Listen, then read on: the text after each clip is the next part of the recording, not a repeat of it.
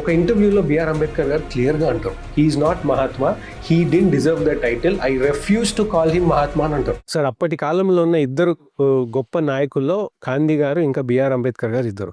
ఒక ఇంటర్వ్యూలో బిఆర్ అంబేద్కర్ గారు క్లియర్గా అంటారు, he is not Mahatma, he did deserve the title, I refuse to call him Mahatma అని అంటారు. అంటే ఎంత ఓపెన్గా అతను మహాత్మా కాదు, అసలు అతను అర్హులే గారు దానికి అని అంటారు. అంటే పొలిటికల్‌గా ఇద్దరికి ఆలోచనలు వేరా? లేకపోతే అంత గొప్ప లీడర్స్ ఎందుకు అంత పెద్ద ప్లాట్‌ఫార్మ్ పైన ప్రజలందరికీ తెలిసేలాగా మహాత్మా కాదితను అననేంత? ఏంటి సార్ వాళ్ళిద్దరి మధ్యలో? సార్, చాలా వాదనలున్నాయి. ఆళ్ళిద్దరూ శత్రువులని, ఆళ్ళిద్దరికీ అభిప్రాయ భేదాలున్నాయని, ఆళ్ళిద్దరికీ డిఫరెన్స్ ఆఫ్ ఒపీనియన్ ఉన్నది అని. ఇక్కడ ఒక్కటి మటుకు చెప్తాను సార్. ఇద్దరికీ భిన్నాభిప్రాయాలున్నాయి. ఇద్దరి వాదనలు వేరు. మరి ఇద్దరూ కూడా దేశం గురించి ఆలోచించారు. అయితే గాంధీ గారి ఆలోచన దృక్పథం వేరు, అంబేద్కర్ ఆలోచన దృక్పథం వేరు. గాంధీ గారు భారతదేశానికి స్వతంత్రం రావాలి, యునైటెడ్ ఇండియా ఉండాలి, దేశంలో అందరికీ సమానత్వం ఉండాలి, అస్పృశ్యత అనేది ఉండకూడదు, దేవాలయాల్లోకి మందిరాల్లోకి అందరికీ సమానంగా ఉండాలి, ఒక డిఫరెన్స్ అనేది ఉండకూడదు అనేది మహాత్మా గాంధీ గారు కూడా ఆలోచించారు. అయితే నిజమైన అస్పృశ్యతని, నిజమైన నిరాకరణని అనుభవించిన వాడు అంబేద్కర్. ఆయన వాదన ఏంటి అంటే, అణగారిన జనాలకి కూడా రాజకీయంగా స్వేచ్ఛ వచ్చేసినప్పుడే వాళ్ళలో చైతన్యం అనేది వస్తుంది, వాళ్ళలో ఈక్వాలిటీ అనేది వస్తుంది అనేది అంబేద్కర్ గారి వాదన. ఇతను అలవ్ చేసేవాళ్ళు కదా, గాంధీ గారు కూడా అలవ్ చేసేవారు. అయితే ఎక్కడ డిఫరెన్స్ ఆఫ్ ఒపీనియన్ ఎక్కువ వచ్చింది అంటే,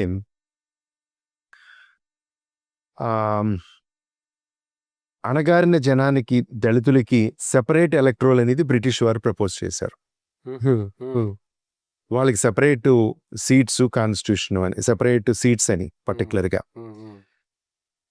దాన్ని గాంధీ గారు వ్యతిరేకించారు. ఎర్రడైల్ జైల్లో దాని మీద గాంధీ గారు ఉద్యమించారు కూడా. గాంధీ గారి వాదన ఏంటంటే, ఈ విధంగా హిందూ సమాజం రెండుగా విడిపోతుందేమో, హిందూ సమాజం అంతా ఒకటిగానే ఉండాలి అని. అయితే 4 సంవత్సరాలు అంబేద్కర్ గారు ఆయన లేదు, వాళ్ళకి రాజకీయంగా వాళ్ళకి విలువిచ్చినప్పుడే అస్పృశ్యత అనేది నివారించబడుతుంది, వాళ్ళకి విలువ అనేది జరుగుతుందని ఆయన వాదన. ఇద్దరి వాదన గొప్పదే, ఇద్దరికీ ఒకటే దృక్పథం, ఆలోచన విధానం వేరంతే. అయితే ఆఖరికి పూనా సంధిలో, పూనాలో జరిగిన దీంట్లో ఇద్దరూ కూడా ఒక అండర్స్టాండింగ్కి వచ్చారు. ఓకే, సెపరేట్ ఎలక్షన్ అక్కర్లేదు, కానీ ఉన్న దాంట్లో కొంత ప్రాతినిధ్యం అణగారిన ప్రజలకి నుంచి రిప్రజెంటేటివ్ చేయడానికి అవకాశం ఇవ్వాలి అని గాంధీ గారే ఒప్పుకున్నారు ఆ రోజు. ఇంకా గొప్ప సంగతి ఏంటి అంటే, ఆ రకంగా ఎలక్ట్రోల్ దీంట్లో, కాన్స్టిట్యూషన్లో, పొలిటికల్ దీంట్లో కొన్ని సీట్లు వాళ్ళకి ఇవ్వాలని ప్రపోజ్ చేసిందే మహాత్మా గాంధీ గారు. దాన్ని సపోర్ట్ చేసింది ఇది. అయితే స్వతంత్రం వచ్చాక భారతదేశానికి అప్పటికి రాజ్యాంగం లేదు. 47 నుంచి 50 వరకు బ్రిటిష్ వాళ్ళు పెట్టిన రూల్లే చాలా మటుకు మనం ఫాలో అయ్యాము. 50లో మనం దేశానికి రాజ్యాంగం రాయాలనుకున్నప్పుడు మొట్టమొదట గాంధీ గారు ప్రపోజ్ చేసిన వ్యక్తి బాబాసాహెబ్ అంబేద్కర్. చూడండి, అంటే ఎక్కడ విమర్శించారో వాళ్ళకే అధికారాన్ని ఇచ్చారు ఆయన. నువ్వు రాయి, నీవు బాధపడి సమాజంలో నుంచి వచ్చిన వాడివి, నీకు రియల్గా ఏం జరిగింది, ఏం బాధపడ్డావని తెలియదు, నేను అస్పృశ్యతను చూశాను, నువ్వు అస్పృశ్యతను అనుభవించి ఉంచావు, కాబట్టి మన రాజ్యాంగంలో ఎక్కడ ఎవరికి ఏ విధంగా విలువ ఇవ్వాలి అని దాన్ని is a highly educated person Ambedkar అని ఆయనకే భారత రాజ్యాంగ ముసాయిదాను రాసే కమిటీకి చైర్మన్గా చేయడం జరిగింది. ఇక్కడ వాళ్ళిద్దరికి విభేదాలు ఉన్నాయి, వాళ్ళిద్దరి ఆలోచన దృక్పథం వేరు, కానీ ఇద్దరు తాలూకా సమిష్టిది ఏంటి? భారతదేశం స్వతంత్రం రావాలి, భారతదేశం ఎదగాలి, భారతదేశంలో అస్పృశ్యత అనేది ఉండకూడదు, అందరూ సమానమే. అయితే అందరూ సమానంగా చూడాలనే దాన్ని ఈయన చూసే కోణం వేరు, ఆయన చూసే కోణం వేరు.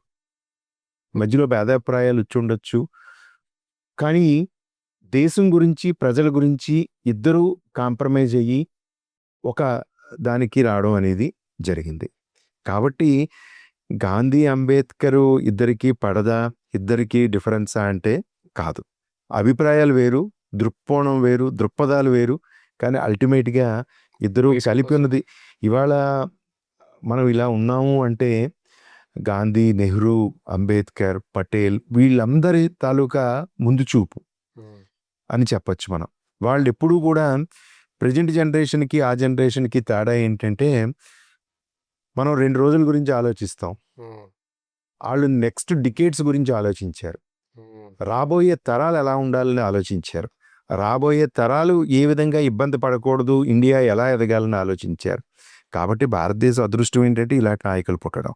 ఫుల్ లెంత్ ఎపిసోడ్ కన్జ్యూమ్ చేయలేకపోతే దాని నుండి జనరేట్ అయిన షార్ట్ అండ్ ఇన్ఫర్మేటివ్ క్లిప్స్ కోసం లేజీ మసిల్ షార్ట్స్ ఛానల్ని సబ్స్క్రైబ్ చేసుకోండి.